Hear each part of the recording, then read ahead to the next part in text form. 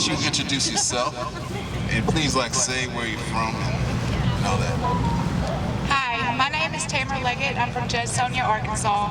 My son was only 17 years old, and he was shot and killed by a police officer. And I believe that he should be held accountable just like any one of us would. They're trying to reinstate him, and that's not how it should be. I miss him. I love him. He was my baby boy. And this is a tragedy that nobody should have to go through. And it's very hard to deal with. It's very hard to emotionally I miss him. I love him. That's all I gotta say. Justice for Hunter! Justice for Hunter! Thank you. Justice for Hunter. Justice for Hunter. All right, I'm gonna bring up. I can tell. Hi, my name is Roxanne. I am Augustine Morales' mother. Augustine was shot and killed by SAC PD on November 14th, 2020. He was shot in the back. The officer unloaded his weapon and hit Augustine 11 times in his back. These are his grandchildren. He left behind 2 children and 1 unborn child that he didn't even know he was going to have. This one will remember him. This one will probably forget him unless we keep playing the videos and his voice. But we need to have justice. Hunter needs justice. All those faces that you saw on these chairs, we need justice. You know, everybody says, I want justice, I want justice. I don't want justice, I need it. I need justice. I need my son. I need to have peace. I don't have peace. I know you don't have peace. None of us have peace that have lost our children or our loved ones by police brutality. You'll never have peace again.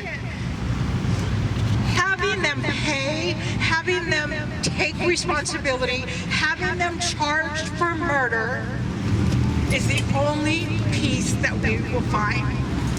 And then again, that's not going to bring us that peace because our children, our loved ones are gone forever. So I know we all stand together in solidarity when we talk about when we win. We will all stand together and we will all, for every single case that is nationwide, not just those that are here, nationwide, we will rejoice for every single one of them. Like George Floyd, we all rejoiced. We will rejoice with you when you get your justice. Thank you. Justice for Augustine! Justice for Augustine. And before we get the next family up, I'll be remiss if I didn't point out the fact that just a couple days ago here in D.C., a young brother was killed, Antoine Gilmore. And we definitely solidarize with that family and welcome them to join with these other families. They're in that club that nobody wants to be in. And, we welcome them to march with us, and we'll march, for them and for justice for their case. And we're demanding that those cops be prosecuted that killed Antoine Gilmore. So we want to bring up the next family. I'll let you introduce yourself. I know some of these families, but I want to let you all introduce yourself. Hello, everyone. I'm Jalen Sidio, Jesse Sidio's sister. My brother was killed March 14th, 2020. He was shot at a total of 15 times. I don't even know how to begin to explain. The officer lured him out under a car, and as soon as he came out, like he was told, he shot him. The second he came out, my brother put himself into a ball on the ground, and the officer continued to shoot him. They lied about his case and planted a gun on him that they could never show, they could never prove to us. Last year, the same day, his murder was justified. Yeah, this is the anniversary of his... So this is his anniversary. When we tried to go to the DA's office, he would not let me and my sister go in to the office with my mom. So that right there just shows you, sorry. That right there just shows you how disgusting they are. The police, I will say, are one of the biggest gang members in the United States of America. They're allowed to have weapons to kill us and refrain us, and so we have nothing. We can't protect ourselves, we can't do nothing, and I think that's the most disgustingest thing in the world, that our girls and our boys are labeled as thugs and gangsters because they say they have guns or weapons, but it's okay for a white officer or a black or an Asian officer to kill us in cold blood. But it's our right to bear arms, and they're afraid of someone who doesn't have a badge or a gun. So, I don't know, I'm very nervous, so thank you for listening.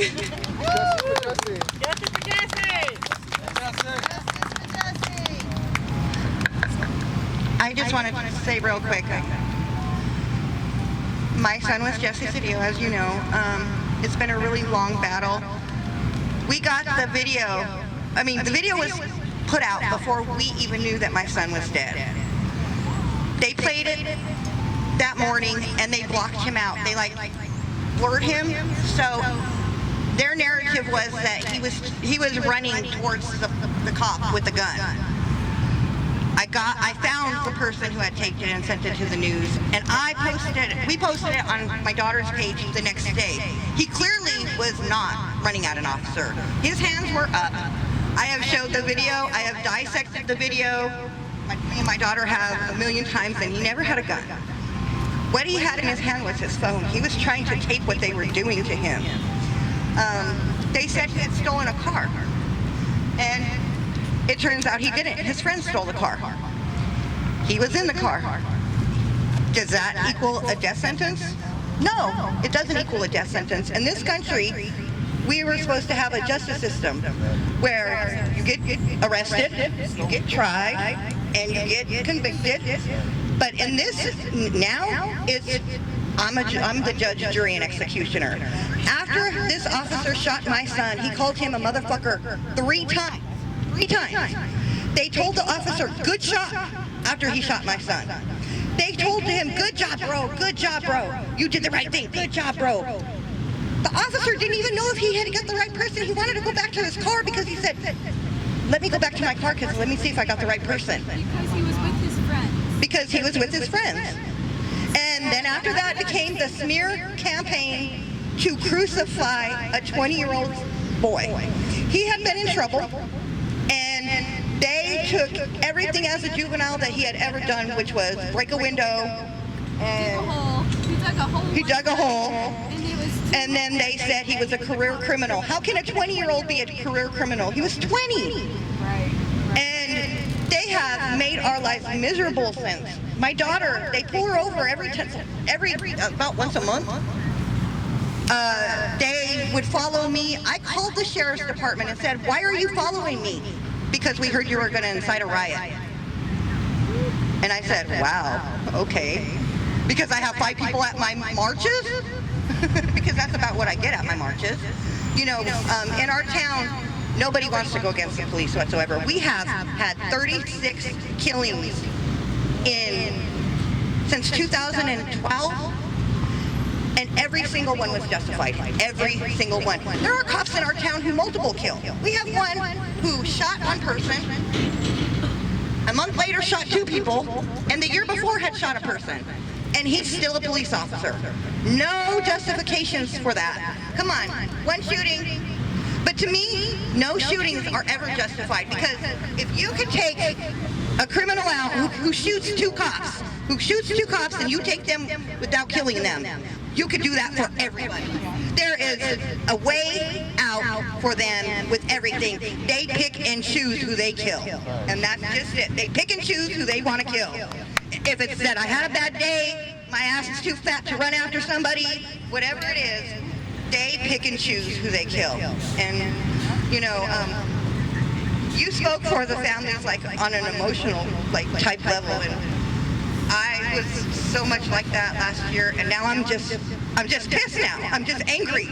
And now I'm ready to just fight because I'm just angry. Because they keep doing it, and this kid dying just, what, 2 days ago here? It's another indication of it's not stopping. They don't care. right in D.C. So there's no better time for us to be here in D.C. than right now because they just took a kid. So there's no better time than right now. Justice for Jesse. Now is the time. So remember, everybody, we are going to march tomorrow to the DOJ at 3 o'clock from here at Washington Monument. There's going to be a rally from 11 to 3. You're going to hear more from even way more families. So please spread the word and come back tomorrow as well. Is there any more families that wanted to say something? We got 3? Okay. All right. Go ahead, Jen. But we're trying to get it back just because. Hi, I'm Jen, and this is my dad, Evan.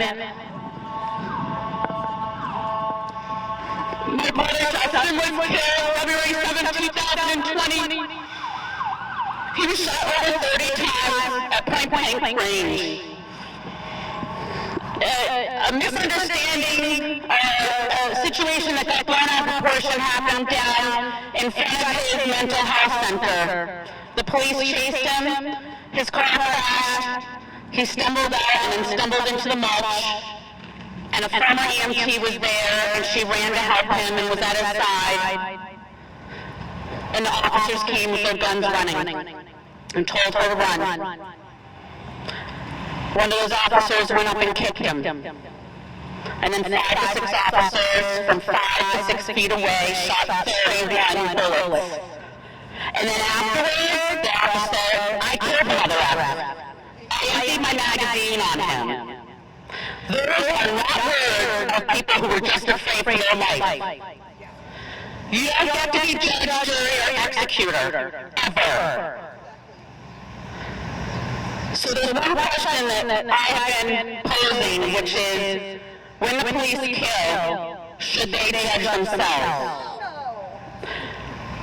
Almost everybody says no.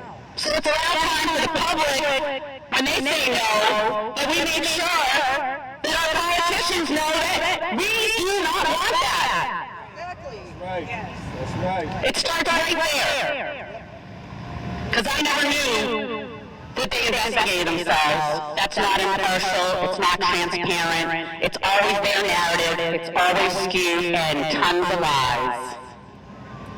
We've come together because we are saying no more. We don't want any more families to join us in this horrible place. Tears up every single day.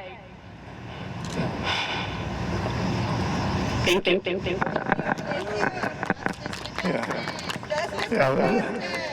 There's not much to add to that, except that to protect and serve, and the communities that have said, you've heard it so many times, we want good relations between the police and the communities. Well, that can only happen with accountability. Accountability is so essential that we get that in this nation, and that this movement here brings about a change.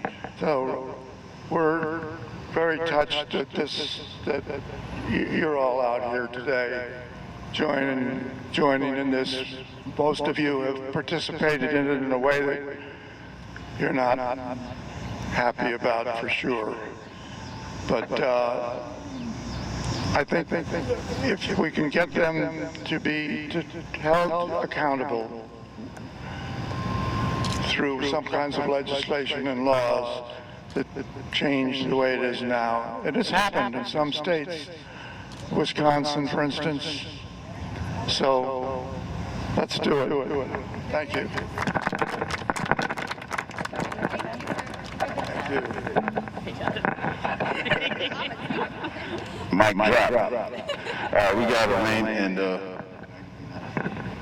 Hi, my name is Elaine Simons, and I'm from Seattle, Washington. On May 31st, 2019, my foster son, Jesse Saray, was having a mental health crisis. And when somebody should have showed up and offered help, instead he was met with violence. Tomorrow, his brother, Colton Surratt, is going to join us. He was 14 at the time. This is going to be his first national rally to join hundreds of people, and his cousin Kanisha is also flying in. I want to say that Washington State has really worked hard on reforms. We have passed a lot of new laws. Our time now is to hold the police accountable and make sure that those laws are watched and they're overlooked.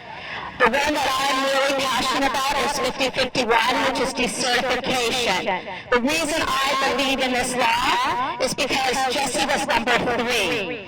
If Jeff Nelson was arrested or held accountable under the first killing, Brian Sackler, Jesse could be alive. If Jeff Nelson was held accountable after the second killing, Isaiah Orbit, Jesse could be alive. Yep, he's a serial killer. We also are a really blessed family because of I-940. A year ago, 2 days, Officer Jeff Nelson was arrested and charged with second-degree murder and first-degree assault.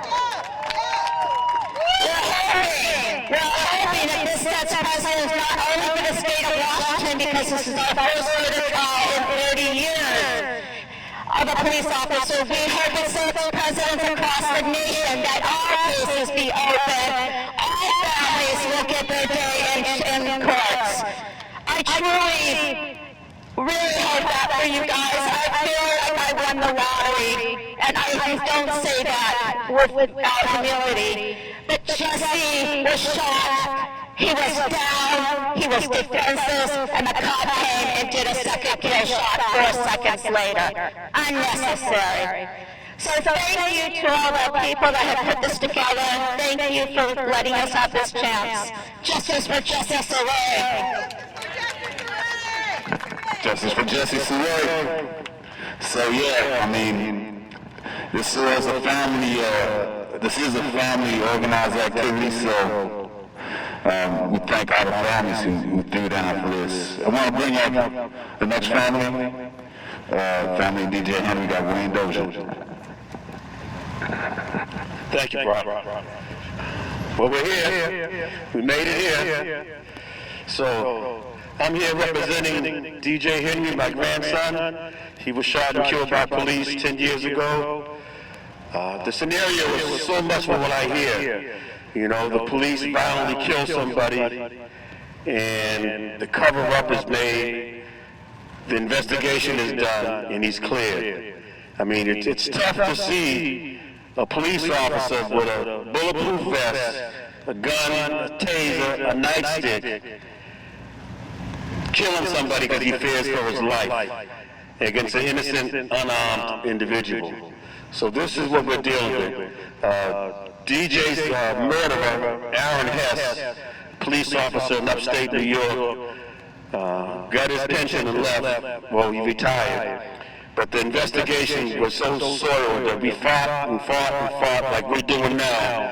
And the case has been, I'm not going to say reopened, but the case is being investigated to be reopened. Because there was so much evidence that grand juries don't see when our families get killed. They don't hear all the stuff that happens. And this is the thing that we're here for. Not just the police shooting, but the investigations afterwards, how they cover it up.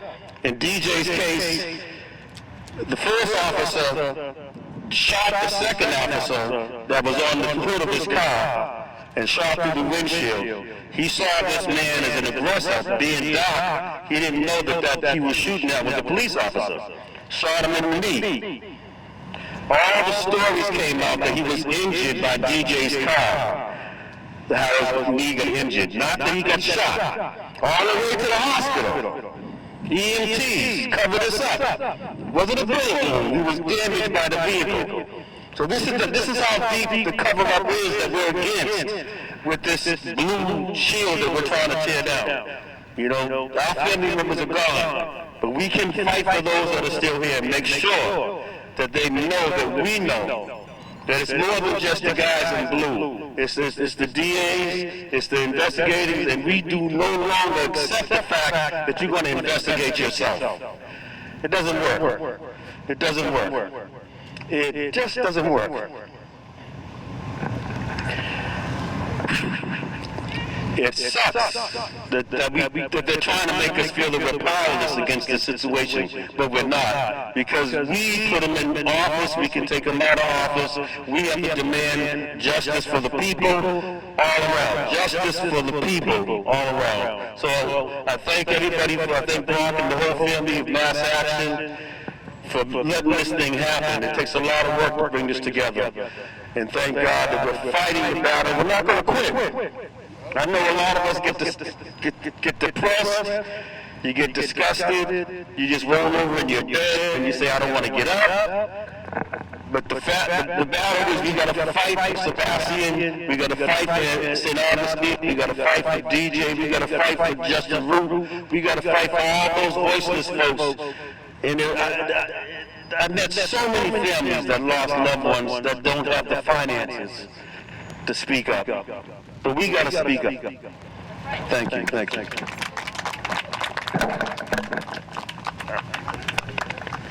Justice for DJ Henry!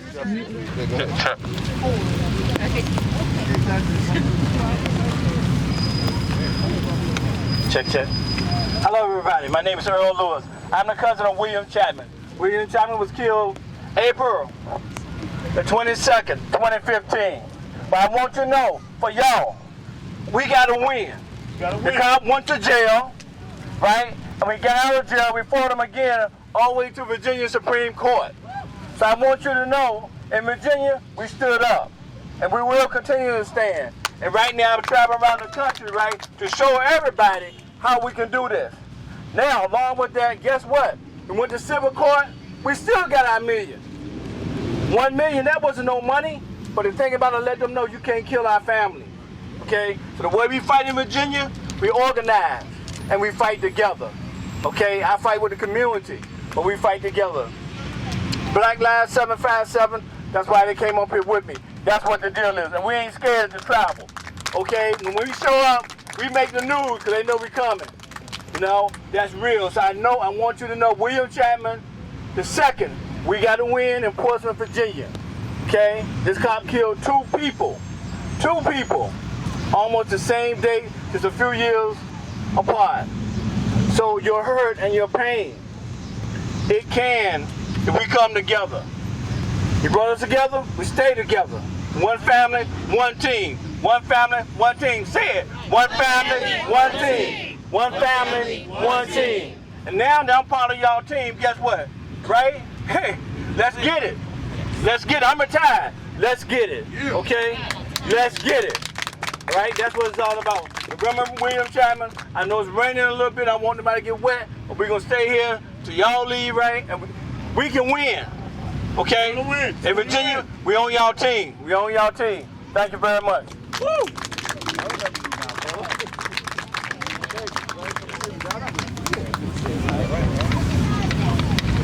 Yeah, man. I just remember this, brother. We've been at it for a while, so it's good. It's good to. This is really a combination of many years of fighting, and so many years these fights have gone isolated, and in the news, and then they get swept out of the news, swept under the rug. That's what the reopening case demand is. We're saying no, you cannot sweep this under the rug. All these cases must be prosecuted. So I want to bring up another family. Please introduce yourself. Let's give it up.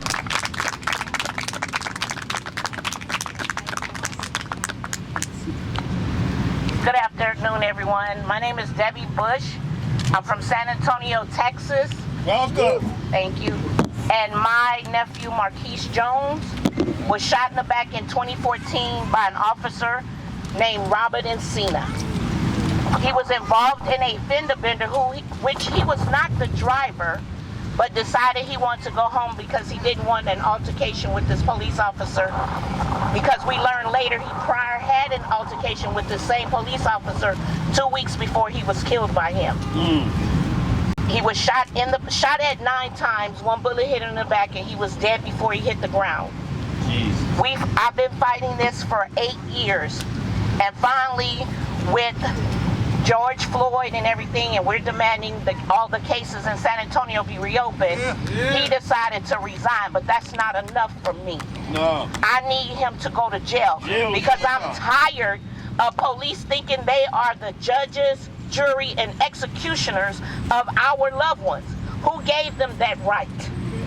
Qualified immunity did. So we need to stop, we need to stand together and keep going and keep this movement going, because they can't shut all of us up. It's impossible. Now everything is on video, everything is on social media, and they cannot continue to get away with this. And everybody that thinks it won't happen to them, I guarantee you everyone out here didn't know it was gonna happen to them. Right. So we gotta fight for us, future generations, and make this world better, because the police, they are crooked, they hide behind their unions, they do whatever they want to the citizens of this country and feel like nothing will happen to them. That stops now. That's right. Yeah.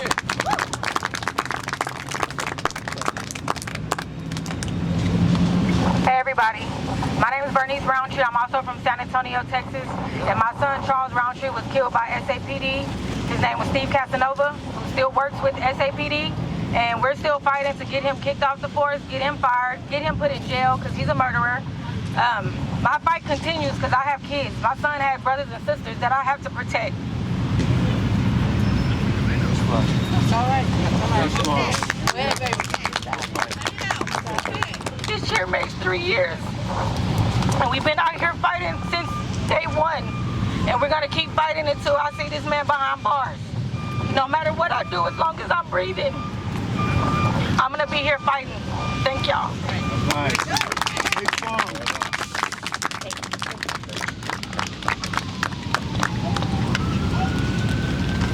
How long? Till we win. How long? Till we win. How long? Till we win. How long? Till we win. All right, we'll give it up to the families from San Antonio, Texas. All right, we're gonna hear from another family. Come up, please. And stick around. Bring the revolution.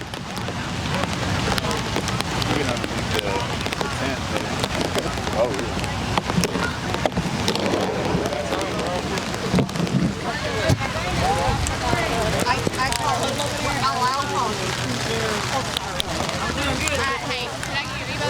yeah. Yeah.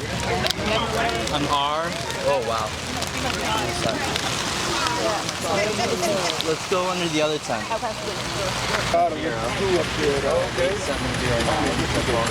Wait it out. R, P, T, S.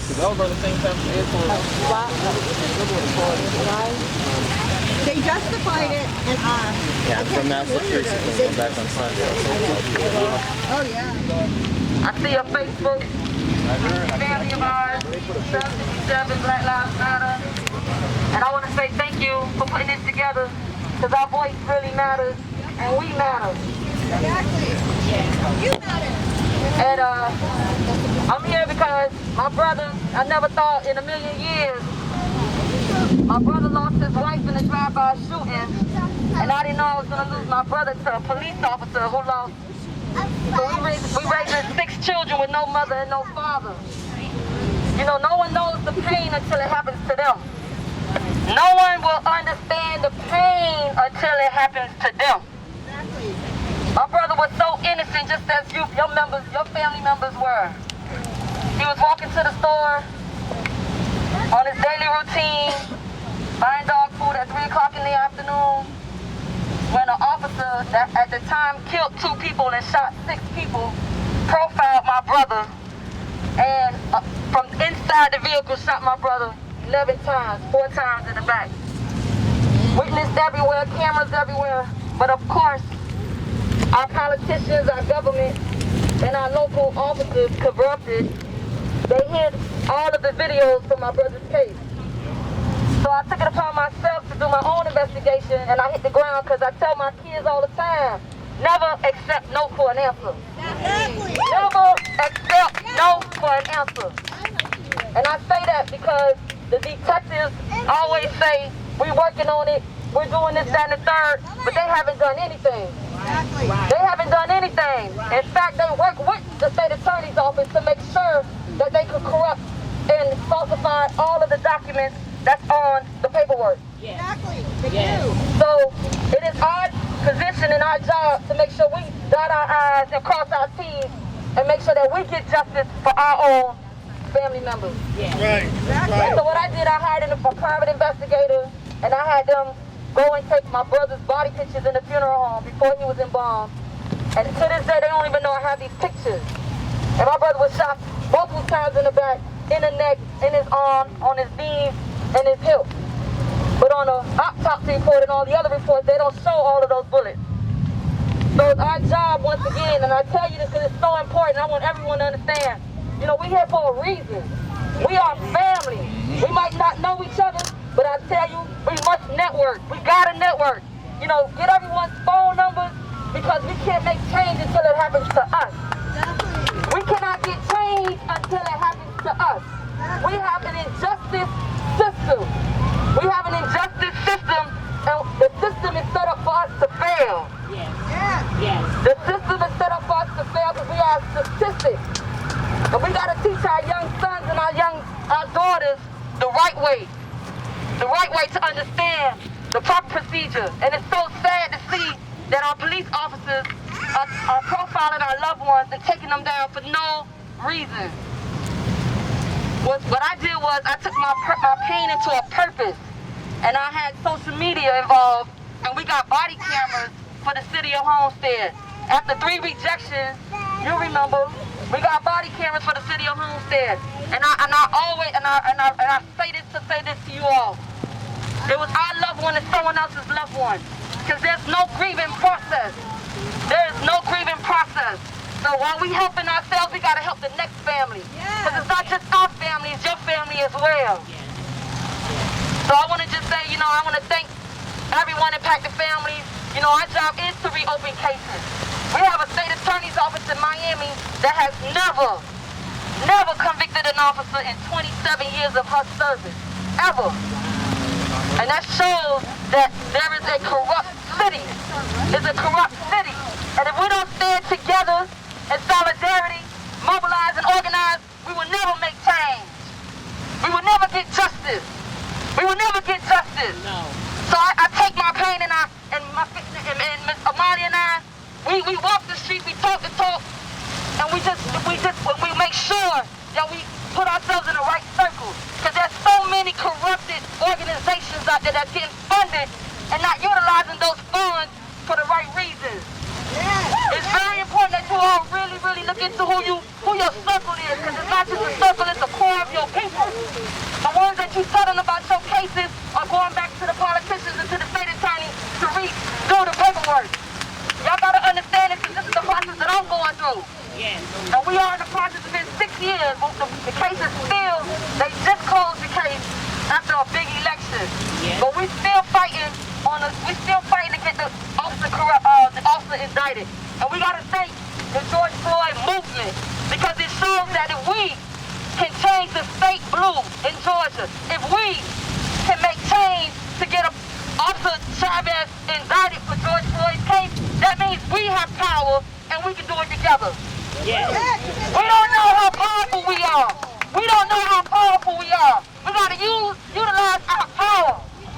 We gotta utilize our power. And I'm so serious, and you know, we gotta really, people talk, but they don't take action. There was so many people on these Zoom calls. Where's everybody today? Exactly. Where's everybody today? We gotta keep it real, y'all. So I say this to say this. We here today. We came from Miami. You all came from Virginia. My sisters, I feel y'all came because, you know, everybody grieve different. Everybody's pain is different. I lost a sibling. I never lost a loved one, a son or a daughter. And my pain and my condolences go to the people that lost a son or a daughter. It's a different pain. But I say this, please, let's network. Let's get together. Let's mobilize. And let's organize. If we can get change, and we definitely can do it together.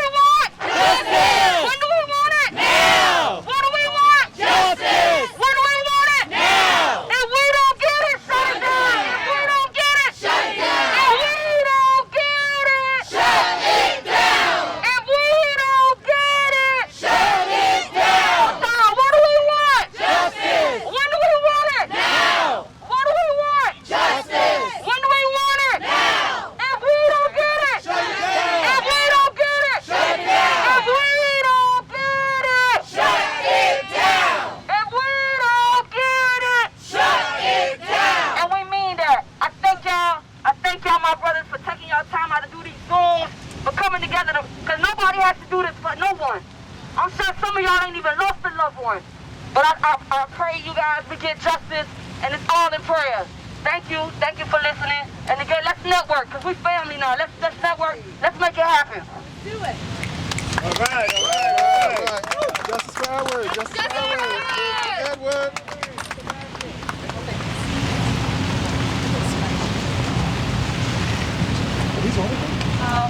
Hello. My name is Amalia Villafane. We came from Miami. Catherine Fernandez Rondo. She is the state attorney from Miami-Dade, and she's been justified police officer for more than 28 years. My son Sebastian was shot in the back by Miami-Dade police in 2012 when Sebastian was 15 years old. He was just a boy. I lost my child. And this is the worst nightmare that a mother can feel. My son, I'm never gonna see my son again. And this officer, he's free in the streets patrolling Miami-Dade County. I went to court in 2018, and they promote this officer to be a surgeon, and I lost the court. I want the case of Sebastian be reopened and reviewed with true justice. My son deserves true justice. My son survived the shooting. My niece said she want to speak because when Sebastian died, she was 12 years old.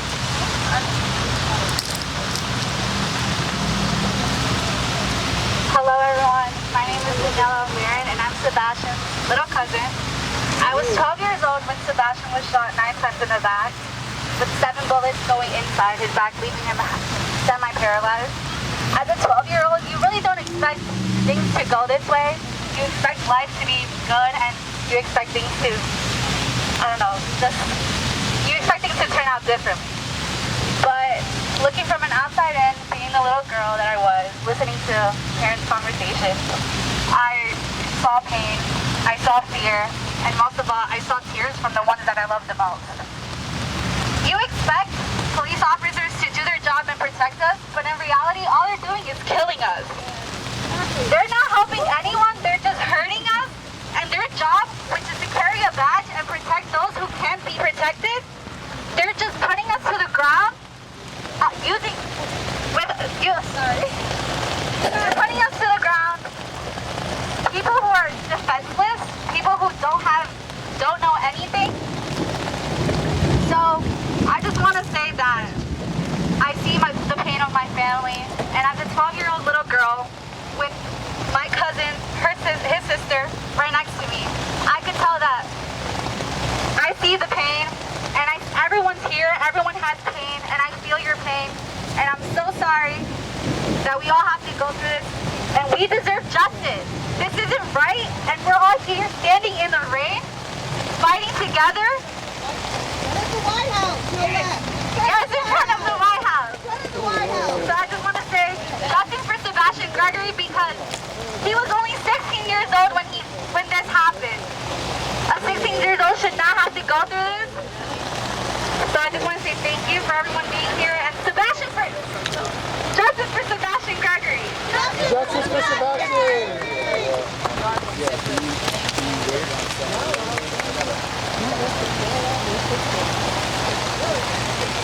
Hey, let's give it up to the crew from Florida. Standing out in this rain.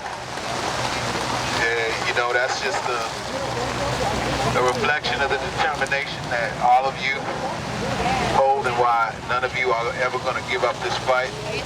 So, and that's, for me, as someone who's not impacted, that's a big thing for me, and why y'all inspire me to continue to fight. So I want to bring up, if there's anybody else, I know there was a couple people who wanted to speak. Let's try to do it soon, but also I want us to be mindful of, the weather. We don't want to get anyone struck by lightning out here, so If you want to speak, come up and let's try to hear everyone out, and let's get it inside safe.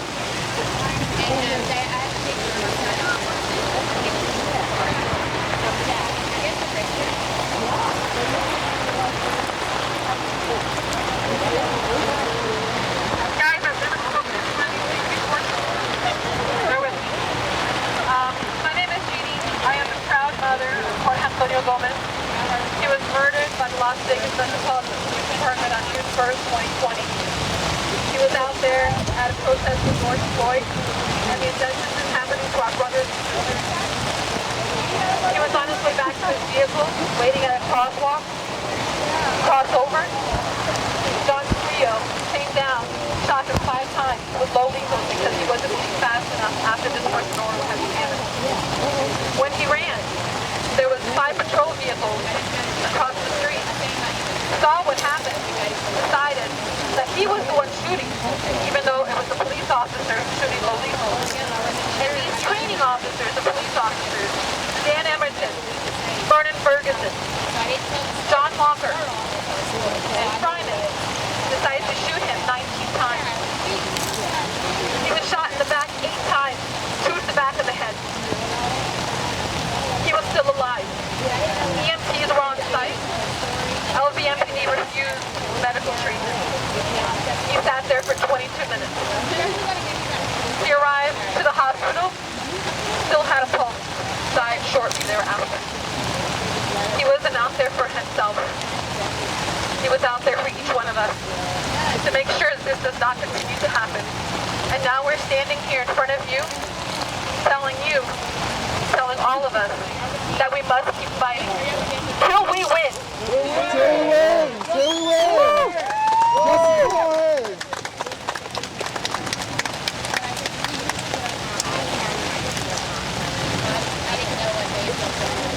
All right, everybody, you fired up?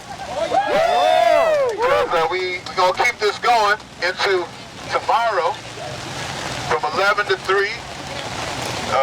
There's going to be another speakers rally. We're going to have a stage here, a lot more time, a lot more families too, and hopefully more supporters. And we'll be out here conspicuously different than the other gatherings. Okay, we got one more person I think wants to speak. So you want to speak? Come on up. Oh yeah, two more. And after that, we're going to march to the DOJ from right here down Constitution, demanding that all cases be reopened and to jail these killer cops. So really important. Hopefully we'll get some of this other crowd that came out for what they thought was a fight against the brutality or something related to that. And when they see you all, they'll know where they need to be. So why don't you come up, whoever else still wants to speak. All right.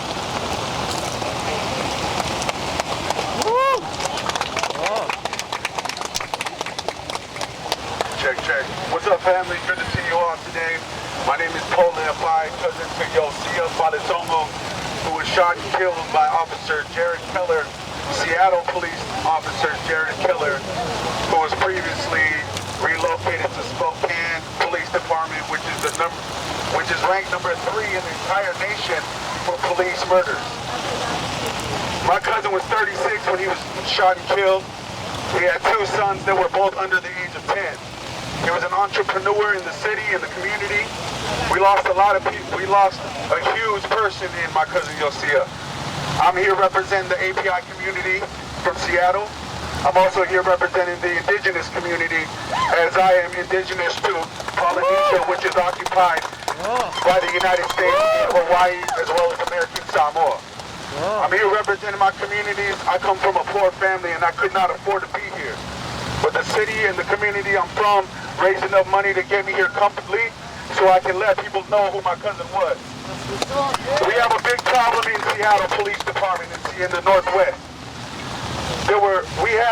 From Seattle PD, we had the most officers that attended the insurrection here. We had 6 SPD officers that were here that day. We have a huge job in the Northwest. But I assure you our activism is alive and well in the Northwest, y'all. And I'm here to represent our people, let y'all know I thank you. We are family. We didn't choose to be in this family, but we're here. And I stand in solidarity with you all. Thank you for your time and your ear. Appreciate it. God bless.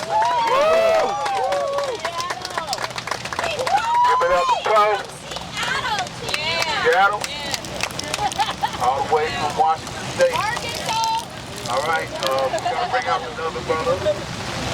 John Larkin. Let's tell you who he is.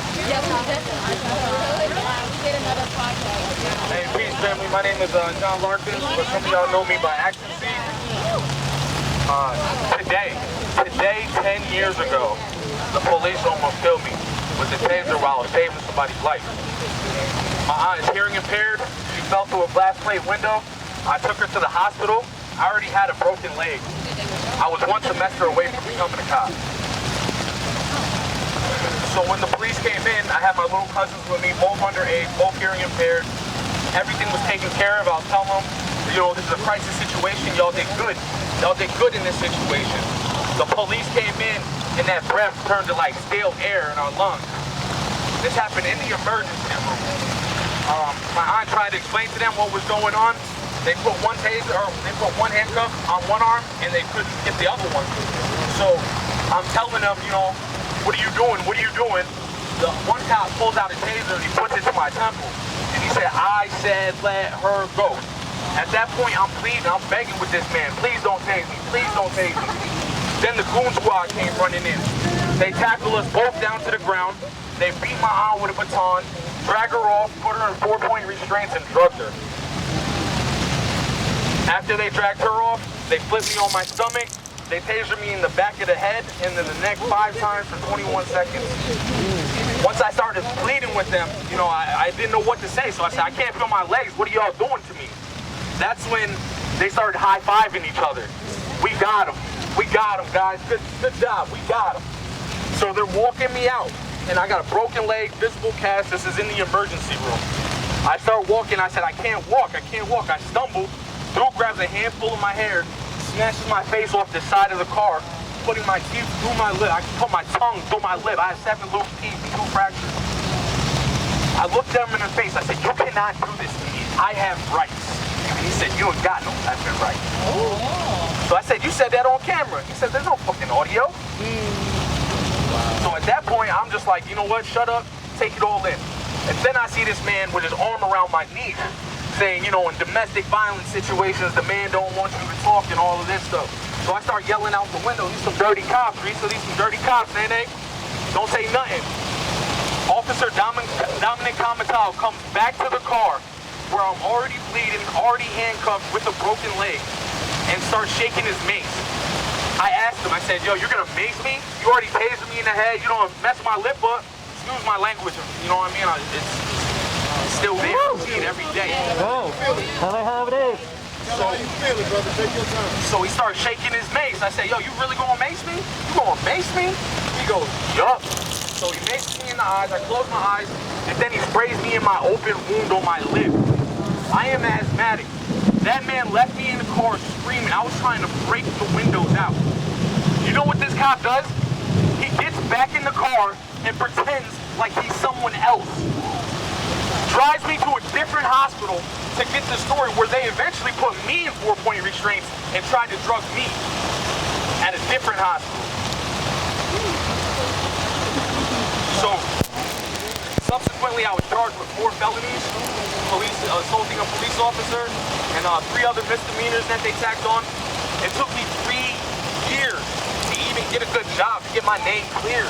And I was ready to quit before I met Mass Action. I thought I was alone. I don't care about this thing. I do this every day if we got to.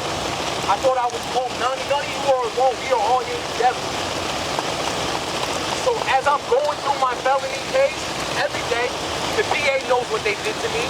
The judge knows what they did to me. It's all about the cover up. Don't give them no money.